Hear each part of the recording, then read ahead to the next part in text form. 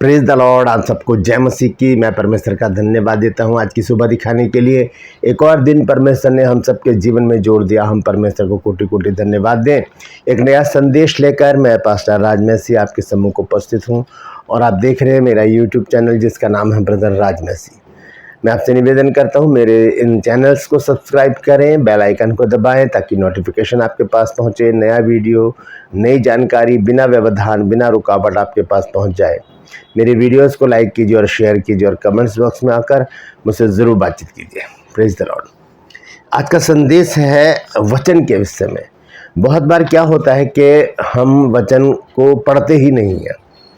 इसके तो बहुत सारे कारण हैं, बहुत सारे कारण हैं। मैं हमारे बाइबल कॉलेज की एक बुक है जिसमें प्रार्थना एक विषय है और उसमें ये बताया गया है कि क्या कारण होते हैं कि हम वचन को नहीं पढ़ते हैं।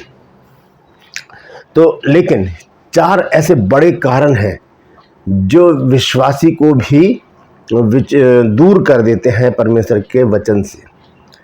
उस समय विश्वासी, बड़े बड़े विश्वासी भी शायद वचन नहीं पढ़ते। ऐसी परिस्थिति में वो 4 ऐसी परिस्थितियां क्या हैं जब हम वचन को भी हाथ नहीं लगाते, उसे पढ़ते नहीं, उससे दूर रहते हैं, उससे खोलते नहीं। जबकि बाइबल हमें बताती है भजन संहिता 119 अध्याय के 130 पद में कि तेरी बातों के खुलने से क्या होता है? प्रकाश होता है और उससे भोले लोग समझ प्राप्त करते हैं। तो हमें बाइबल को तो रेगुलर पढ़ने की ज़रूरत है, लेकिन कुछ बातें ऐसी हमारे जीवन में आ जाती हैं जब हम बाइबल को हाथ भी नहीं लगाते।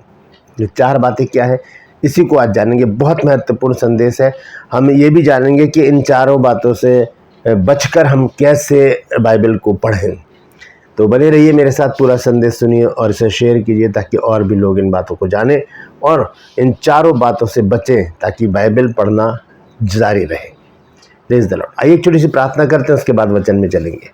प्रभु जी, मैं धन्यवाद देता हूँ आज की सुबह दिखाने के लिए और विनती करता हूँ प्रभु आज के वचन को भी शेयर करने में मेरी मदद सहायता कर।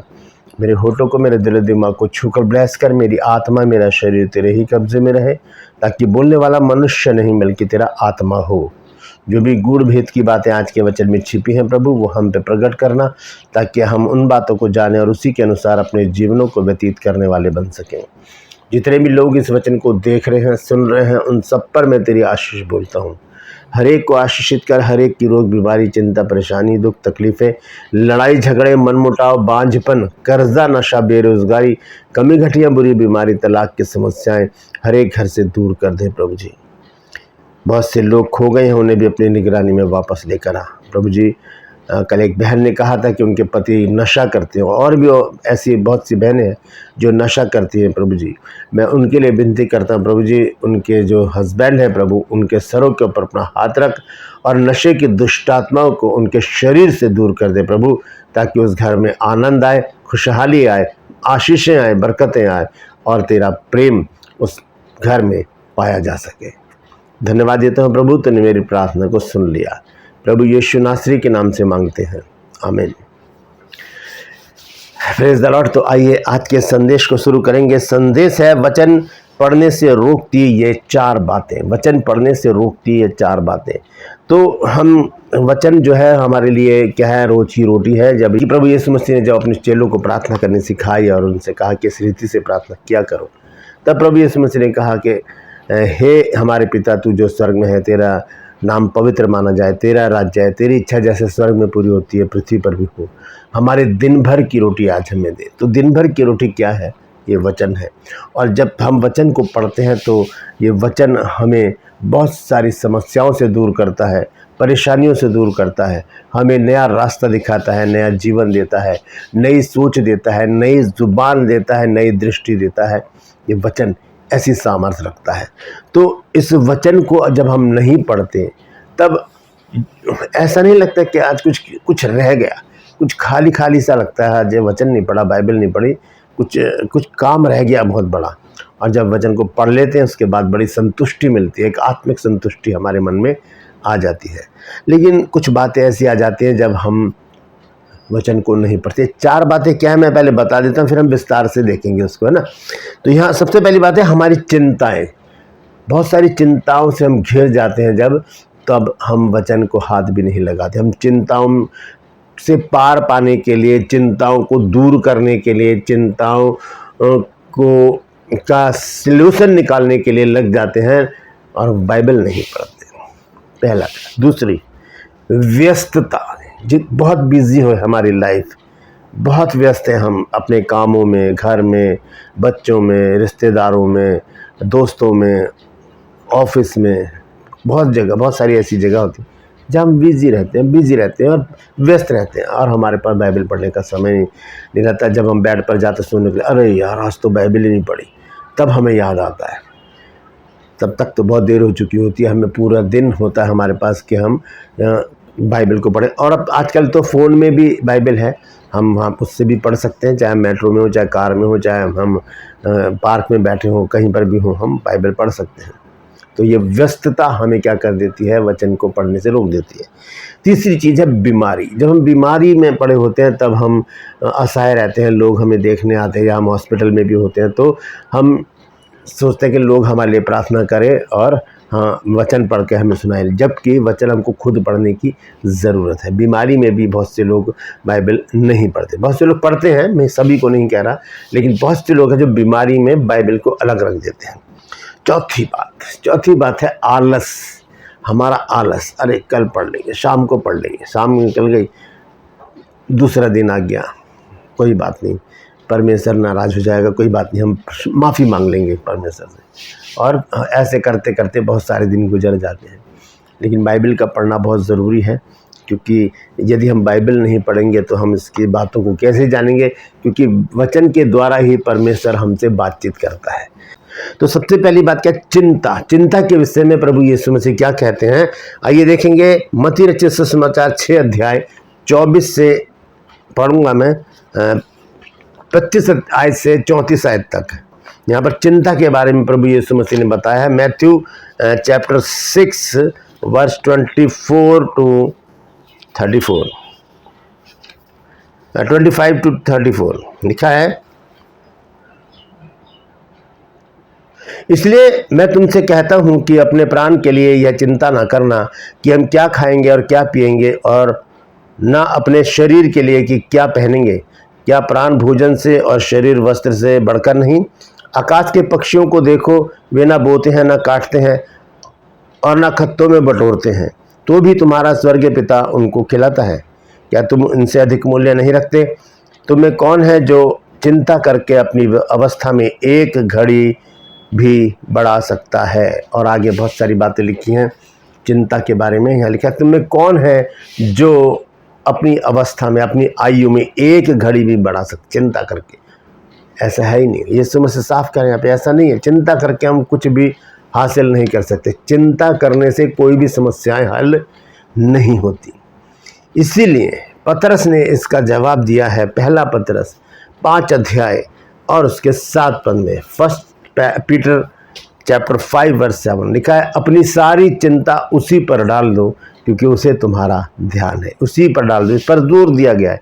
ये नहीं लिखा कि अपनी सारी चिंता उस पर डाल दो, नहीं, अपनी सारी चिंता उसी पर डाल दो क्योंकि उसे तुम्हारा ध्यान है।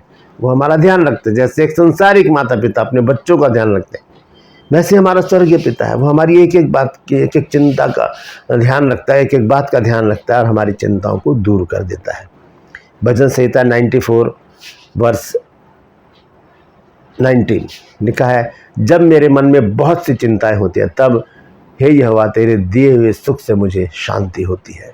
तो चिंताएं हमें नहीं रोक सकती परमेश्वर का वचन पढ़ने से। अगर चिंता है तो सबसे पहले वचन खोलें, परमेश्वर सारी चिंताएं दूर कर देगा।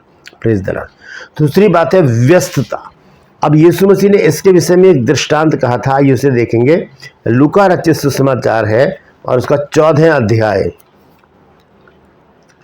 ल्यूक चैप्टर 14 और उसका पढ़ूंगा मैं 15 से 24 पद तक, 15 to 24 लिखा है, उसके साथ भोजन करने वाले में से एक ने यह बात सुनकर कहा, धन्य है वह जो परमेश्वर के राज्य में रोटी खाएगा। अब 16 पद से देखिए प्रभु यीशु मसीह क्या कहते हैं। उसने उनसे कहा, किसी मनुष्य ने बड़ी जेवनार की और बहुतों को बुलाया। जब भोजन तैयार हो गया तो उसने अपने दास के हाथ नेवताहारियों को कहला भेजा कि आओ, अब भोजन तैयार है। फिर लिखा 17 पद में, पर वे सब के सब क्षमा मांगने लगे। पहले ने कहा, मैंने खेत मोल लिया है और अवश्य है कि उसे देखूं। मैं तुझसे विनती करता हूं, मुझे क्षमा कर दे। तो यहाँ पर व्यस्त है, किसने खेत मोल लिया तो उसके लिए जाने के लिए ये क्षमा मांग रहा है। दूसरे ने कहा, मैंने 5 जोड़े बैल मोल लिए हैं और उन्हें परखने जाता हूँ। मैं तुझसे विनती करता हूँ, मुझे क्षमा करा दे। एक और ने कहा, मैंने ब्याह किया है, इसलिए मैं नहीं आ सकता। उस दास ने आकर अपने स्वामी को ये बातें कह सुनाई। तब घर के स्वामी ने क्रोध में आकर अपने दास से कहा, नगर के बाजारों और गलियों में तुरंत जाकर कंगालों, टुंडों, लंगड़ों और अंधों को यहाँ ले आओ। 21 पद तक मैंने पढ़ा है। तो यहाँ पर ये बहाने बना रहे हैं, इतने व्यस्त हैं कि इनके पास समय नहीं है कि जेवनार में आ जाए। ये जो भोजन है हमारा, इसको खाने के लिए आ जाए, इसको सुनने के लिए आ जाए, क्योंकि बाइबल हमें बताती है विश्वास सुनने से और सुनना मसीह के वचन से। रोमियो 10 की 17 आयत में लिखा है। तो ये लोग बहाने बना रहे हैं, व्यस्त हैं। क्या हम भी व्यस्त हैं? कहीं हम अपने ऑफिस में, हम अपने दोस्तों में, संसारिक बातों में अगर व्यस्त हैं और हमारे पास बाइबल पढ़ने का समय नहीं है, तो हम बहुत ही अभागे हैं, क्योंकि हम बहुत अच्छी चीज़ को मिस कर रहे हैं। हम ऐसे भोजन को मिस कर रहे हैं जो हमारी आत्मा को बलवंत बनाता है। ये भोजन वो है जो हमारी आत्मा को सामर्थ्य देता है। ये भोजन वो है जो हमारी आत्मा को सॉलिड बना देता है, हमारे दिमाग को सॉलिड बना देता है, हमारे जीवन को एक ऐसा जीवन बना देता है जिसे जीने का मन करता है। ये भोजन छोड़कर हम व्यस्त हो जाते हैं दूसरे कामों में। तो ये व्यस्तता भी क्या करती है, हमें बाइबल पढ़ने से रोकती है। दूसरी चीज़, तीसरी बात है बीमारी। हाँ, जब बीमार हो जाते हैं तब हम क्या करते हैं, बाइबल ही नहीं पढ़ते। जबकि बाइबल हमें क्या बताती है, देखेंगे भजन संहिता 107 अध्याय और उसका 20 पद। Song chapter 107 verse 20। वह अपने वचन के द्वारा उनको चंगा करता और जिस गड्ढे में वे पड़े हैं उसमें से निकालता है। वो अपने वचन के द्वारा उनको चंगा करता है। परमेश्वर वचन के द्वारा ही चंगा करता है। और जब हम बीमार होते हैं तभी हम बाइबल पढ़ना छोड़ देते हैं। जितना बाइबल पढ़ेंगे, बाइबल हमें और चंगाई देती चली जाएगी, बाइबल हमें सामर्थ्य देगी और हम भले चंगे होकर परमेश्वर की महिमा करेंगे। सुलेमान ने इस विषय में क्या कहा है, जब हम पढ़ते हैं नीति वचन 4 अध्याय 20 और 21 पद। प्रोवर्ब चैप्टर 4 वर्स 20, 21 और 22। हे मेरे पुत्र, मेरे वचन ध्यान धर के सुन और अपना कान मेरी बातों पर लगा। इनको अपनी आंखों की ओट न होने दे, वरन अपने मन में धारण कर, क्योंकि जिसको ये प्राप्त होती हैं वे उसके जीवित रहने का और उसके सारे शरीर के चंगे रहने का कारण होती हैं। ये बाइबल की बातें जब ये खुलते हैं, जब हम इसको पढ़ते हैं, तो हमारा सारा शरीर भला चंगा हो जाता है। तो बाइबल पढ़ने का बहाना ना बनाए, ना पढ़ने का बहाना ना बनाए कि मैं तो बीमार हूँ, कैसे पढ़ूँ। बीमारी में तो और ज़्यादा हमें बाइबल पढ़नी चाहिए ताकि हम भले चंगे हो जाए। भजन संहिता 107 की 20 में यही पढ़ा हमने कि वो अपने वचन के द्वारा उन्हें चंगा करता है। और यहाँ पर नीति वचन 4 के 20, 21, 22 पद में लिखा है, क्योंकि जिनको वे प्राप्त होती हैं, क्या वचन की बातें, वे उनके जीवित रहने का और उनके सारे शरीर के चंगे रहने का कारण होती हैं। तो ये तीनों बातें हमें क्या कर देती हैं, परमेश्वर से दूर कर देती हैं, वचन से दूर कर देती हैं, जबकि वचन तो हमें पढ़ते रहना चाहिए। और आखिर में है आलस्य। आलस के विषय में हम देखेंगे यिर्मयाह नबी की पुस्तक, उसका 48 अध्याय और हम पढ़ेंगे उसका 10 पद। यिर्मयाह चैप्टर 48 वर्स 10। जब हम आलस के मारे वचन को नहीं पढ़ते हैं तब हम श्रापित हो जाते हैं। लिखा, श्रापित है वह जो यहोवा का काम आलस्य से करता है, और वह भी जो अपनी तलवार लहू बहाने से रोक रखता है।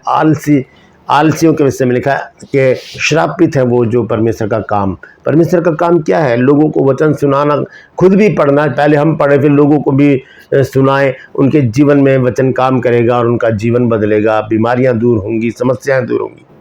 चिंताएं दूर होंगी और फिर बहुत सारे जीवन बदलते चले जाएंगे।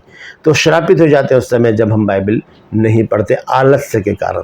तो ये चारों बातें हमें बाइबल पढ़ने से रोकती हैं, हमारी चिंताएं, हमारी व्यस्तता, हमारी बीमारियां और हमारा आलस्य। क्योंकि नीति वचन में लिखा है कि हे आलसी चींटियों के पास जा और उनसे सीख। तो हम चींटियों से सीखे जो ना सोती हैं, रात भर दिन भर वो जागती रहती हैं और भागती रहती है, अपनी भोजन वस्तु संचय करती है। ना उनका राजा होता है, ना रानी होती है, ना प्रधानमंत्री होता है, लेकिन फिर भी वो लगी रहती है। तो वचन में बताता है कि हम चींटियों से सीखें कि किस तरह से हमें सरगर्म होकर परमेश्वर के कामों में लगे रहना है। Praise the Lord. तो परमेश्वर इन वचनों के द्वारा हम सबको आशीष दे। यदि आज आपने कुछ नया सीखा है तो कमेंट्स में ज़रूर लिखिए और इस वचन को शेयर कीजिए ताकि और भी लोग इन बातों को जान सकें। ट्रूपल्स में आज का सवाल है कि ज्यूस और हिरमेस कौन थे? जानते हैं तो कमेंट्स में लिख दीजिए, नहीं तो डिस्क्रिप्शन में आपके सवाल का जवाब मिल जाएगा। प्रेरितों के काम की पुस्तक से मैंने ये सवाल लिया है। और अगर आप हमारे प्रेरणा फाउंडेशन से जुड़ना चाहते हैं तो इस नंबर पर मुझे व्हाट्सएप मैसेज कीजिए और लिखिए कि मैं आपके प्रेरणा फाउंडेशन से जुड़ना चाहता हूँ। आपको पूरी जानकारी उस समय दी जाएगी। मैं आपसे निवेदन करता हूँ मेरे इन चैनल को सब्सक्राइब करें, बेल आइकन को दबाएं ताकि नोटिफिकेशन आपके पास पहुँचे। नया वीडियो, नई जानकारी बिना व्यवधान, बिना रुकावट आपके पास पहुँच जाए। मेरे वीडियोस को लाइक कीजिए और शेयर कीजिए और कमेंट्स बॉक्स में आकर मुझसे ज़रूर बातचीत कीजिए। Praise the Lord.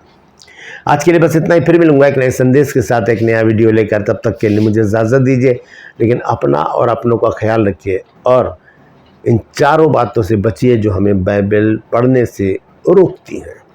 Praise the Lord. परमेश्वर आप सबको आशीष दे।